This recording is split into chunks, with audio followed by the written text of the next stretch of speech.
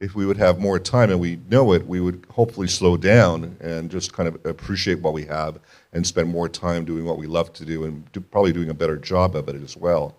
And just to kind of add to what Jose said regarding the Spanish, well, the quest for longevity has been going on for literally thousands of years. If you look at the legend of Gilgamesh, for example, which was thousands of years ago, if you go to the pyramids, I mean, those pyramids are there for one reason, and that's for basically eternal life.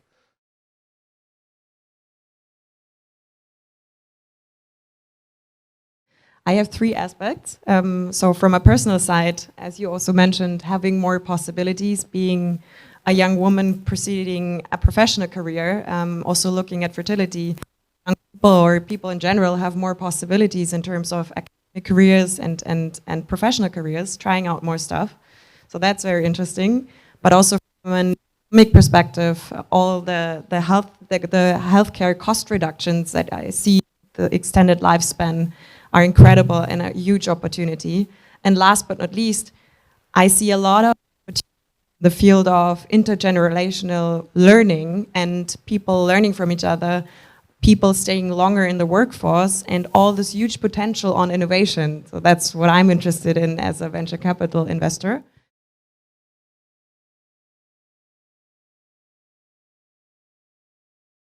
Is one of the most important events in human history because life extension can really revolutionize, can really change not just our life, not just our relationship, but the entire society, because the entire society will be affected.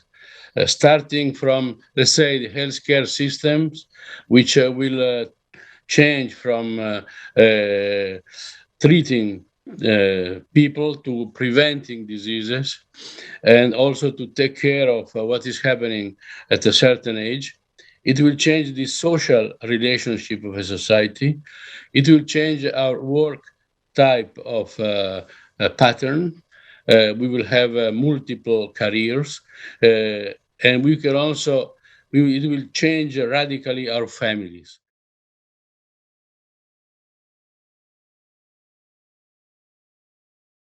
If we succeed in reducing this amount of resources, we will be able to bring enormous economic savings for the society and more equality in distribution of those resources among all segments of the population. The discussion on equal distribution of health resources has been emphasized in the recent years. The elderly consume a lot of resources, but contribute less.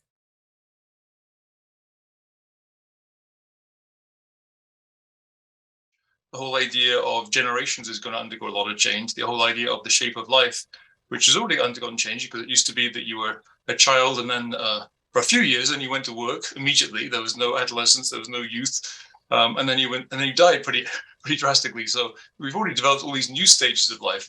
If we don't really age and we have an indefinitely long lifespan, we have yet to see what kind of generational structures will develop, what kind of family structures.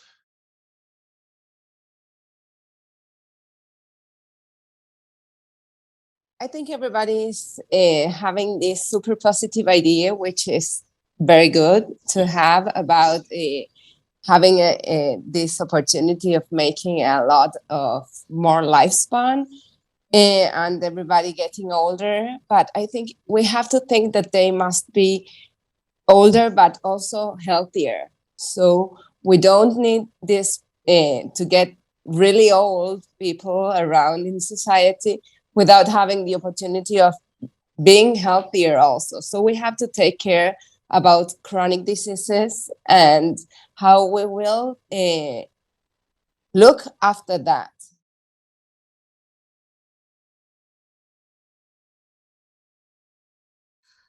Solve chronic diseases and to have treatments, etc. On the other hand side, in the last 2 decades, we understood why we are aging and what's happening in cells. And now we are in a new arena, I would say, of healthcare, where we have diagnostics in hands to measure the biological age.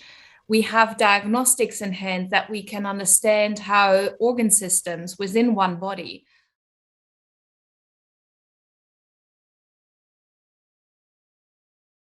So the whole system will change. Actually, the implications are incredible and positive. There will be no pensions, but because we will be young, so we will not need pensions.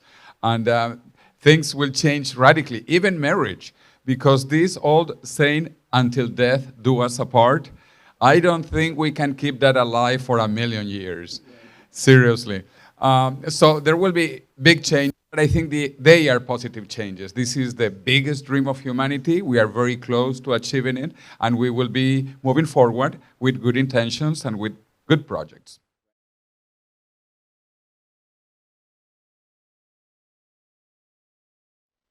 Blue zones can exist anywhere if we build them, and the demand is there. I mean, we did a survey of 966 households that are not currently living in any form of supportive housing or age-exclusive housing in the UK. We found demand for 96,000 plus integrated retirement community units in the UK over the next 5 years, with roughly half of that originating from households aged 55 to 74.